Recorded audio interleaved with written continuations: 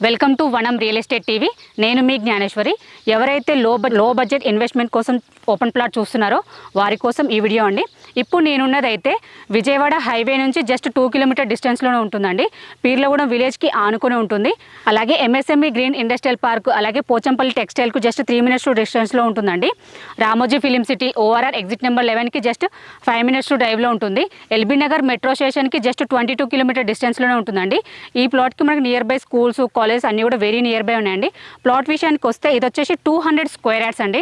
దీని డైమెన్షన్ వచ్చేసి 34x53 west facing plot అండి. ఈ ప్లాట్ ముందు వచ్చేసి మనకు 33 ఫీట్ రోడ్ ఉంది.